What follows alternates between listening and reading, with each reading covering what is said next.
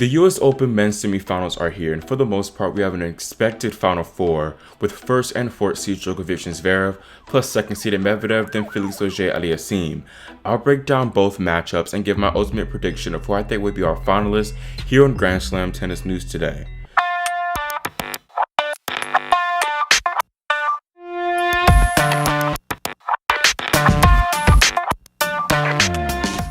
First, looking at Novak and Alexander, their head-to-head is 6-3 Djokovic, but Zverev did win their last meeting in the Tokyo Olympic semifinals.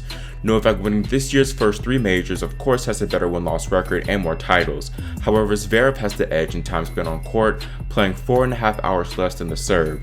Looking at Alexander's road to the semis, he got by Sam Querrey and Albert Ramos finalists in straight sets before dropping his lone set of the tournament thus far to Jack Sock, before the American retired in the fourth set. Then, despite facing some notable deficits against Jannik Sinner and Lloyd Harris, he got by them in three. Alex has been serving well all tournament, maintaining a high first serve percentage while still tracking down unreturnables. Unlike at last year's tournament, he's kept the double faults at bay for the most part, so that's helped him out a ton. He's also been returning pretty well and has taken advantage of his opponent's second serves, as he won 62% of second serve return points against Lloyd Harris, for example. Alexander, riding the 16-match winning streak, is playing some of his best tennis of his life right now. He's confident, which means that he's hitting with great conviction and greater pace, so that's always a positive. Last year, he kind of pushed in a sense, just making balls, so he cannot return to that bad habit against Novak because it's going to cost him and get him nowhere. Jack Sock managed to take advantage of Zverev's sometimes shorter replies during their third round match and really bullied the German all around the court in the first set. Still, Alexander's biggest asset this fortnight has been his confidence because, like in that Sock match and against Harris, he was mentally tough enough to problem solve and find a way through. I think the main key for Zverev versus Novak is to stay with him in the score by serving well, and of course, he cannot back off and play too deep from behind the baseline. His defense is solid, but it's no match for Novak, who is still superior from the ground. I also think Zverev's demeanor will be crucial here, as the positive, calm attitude he carried in Tokyo really got him through the tough moments. Now with Novak, he had a minor test in his opener versus Holger Rune, and then cruised by Talon Griekspoor for his easiest win of the tournament. Then against Kenny Nishikori, Jenson Brooksby, and Matteo Berrettini, he clawed back from a set deficit to get the job done. Like his opponent, Novak's serve has been his saving grace this Open, getting him out of trouble when his back was against the wall. I think Novak's definitely gotten better as the tournament's progressed. He looked very shaky against Rune, but I think the matches against Nishikori and Brooksby especially helped him a lot. Jenson pushed him a ton the first few sets and a half, but Novak managed to sharpen up his forehand and shot tolerance to just wear the young American down. You can see this improvement in the latest match versus Matteo, and he really used more of the court there and just seemed to be everywhere floating around the court. Djokovic definitely needs to keep up that solid serving and needs to avoid a dip where the first serve percentage drops a bit. Also, I think he should continue to take advantage of Alexander's deep court positioning by bringing him into the net not on his own terms, with some drop shots or soft pace slices. Moreover, I think going behind Zverev would be a good play, as with getting on top of the ball early like he did against Berrettini. Now, looking back to that Olympics match, despite the one-sided opening set scoreline, Zverev was pretty competitive with Novak in the points and games, but the world number one's defense was too solid early on. In the second set, Zverev upped his serving numbers and backed it up with frequent 1-2 finishes. Novak, on the other hand, started missing a lot more first serves, which allowed Alexander to step up and take more of an offensive approach. He broke through the Djokovic defense and really began overpowering him to run away with the match in the final set and a half. Novak started the second set pretty decent though and was up a break at 3-2, but he faded a bit after losing the break advantage. That could have been from fatigue due to the quick turnaround for Wimbledon, but also could have been from the pressure of trying to get that elusive gold medal. The question is, could the same thing happen here as he chases the calendar year Grand Slam?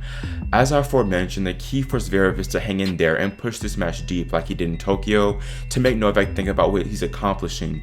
I hate to bring this up, but this is the round where Serena had her calendar year slam hopes ended in 2015. However, unlike Vinci, Zverev is seen as a legitimate threat to take out Novak ahead of this match, and Novak will have a chip on his shoulder from the Olympic match. Aside from the Olympics though, Zverev will have to make the bigger adjustment with the step up in class Novak brings. Alexander has not dealt with a lot of adversity this tournament, which is a good thing because he saved his legs more, but Novak has been through the trenches and I feel like he'll be more prepared in the tight moments there. Sock, Harris, and Sinner tested him a little bit, but they didn't really apply significant scoreboard pressure to make Zverev stop and think. Meanwhile, Novak, as I mentioned before, had to come back from behind in nearly all of his matches thus far, which I think will make him stronger and more prepared. We should also remember that Zverev still hasn't had a ton of success in the majors, although he's done better recently. We cannot forget also that he still hasn't been a top 10 player in a Grand Slam, so clearly the best of 5 is a different animal for the 4th seed. With him playing the best tennis of his life, surely this is a possibility for Zverev, but I don't think that now is when he'll get the monkey off his back. I am kind of sensing a letdown from Alexander, and as Novak only continues to get better as the tournament progresses, I'll give the edge to him and pick him to advance in 4. Additionally, in anticipation of this showdown, here's what both men had to say about facing one another once more. Yeah, it will. I mean, look, the Olympic Games have been a tough ending for me emotionally.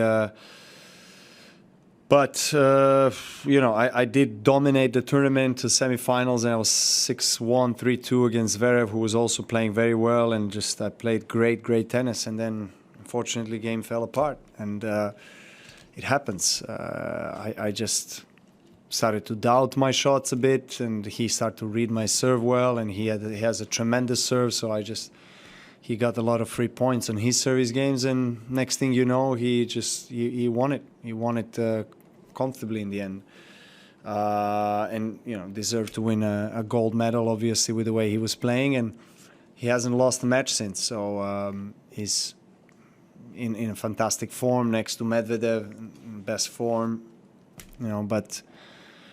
It's best of 5, it's Grand Slam, and of course, looking at his results in the past few years, he's played very well here in this court. And he was a couple of points away from his first slam last year against Dominic. I know it's going to be battle, even harder than it was today, but I'm ready for it.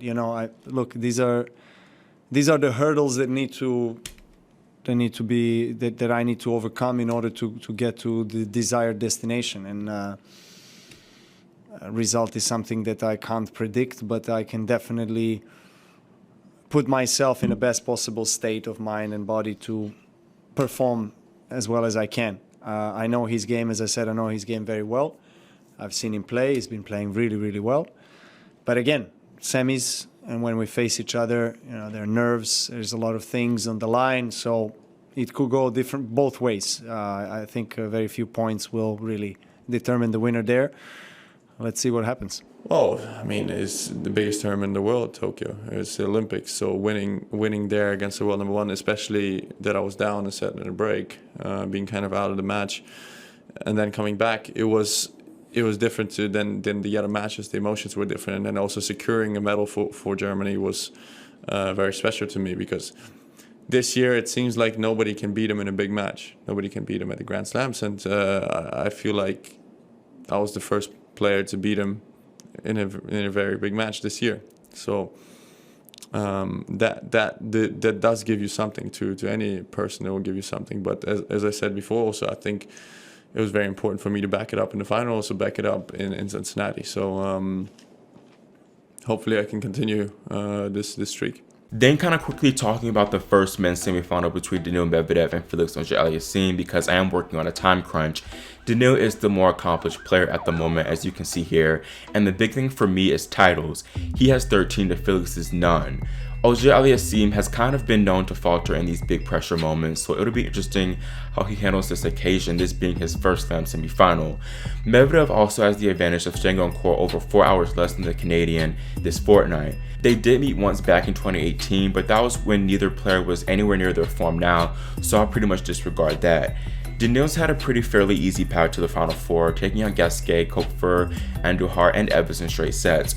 Qualifier Botic van de Zandschulp did manage to push the Russian a bit more, taking him to 4. Meanwhile, Felix got by a very tough opener in Yevgeny Donskoy, then got by Spaniards Zapata Miralles and Bautista Agut. In the round of 16, he squared off against good friend Francis Tiafoe, taking him out in 4 sets, before getting a mid-match retirement from 18-year-old Carlos Alcaraz. I think Felix definitely needs to have a solid serving day against Daniil, but more specifically, he needs to make sure that he backs up his second serves well. Medvedev has done a good job at taking advantage of his opponent's second serves, so Felix has got to make sure that it's solid. I think think this might be a poor matchup for the Canadian because he does rely a lot on his ground game, which Medvedev is exceptional at defending.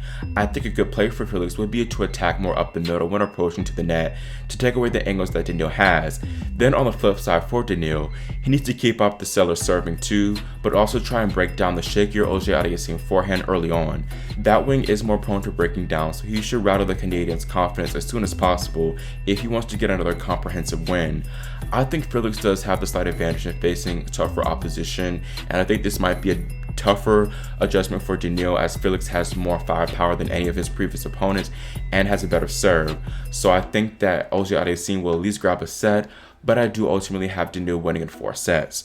That's all for my men's semifinal previews for this year's US Open, and let me know whether you agree or disagree about Djokovic and Medvedev being my finalists in the comment section below. Also, make sure you subscribe and click the notification bell so you're notified whenever the women's final preview is posted.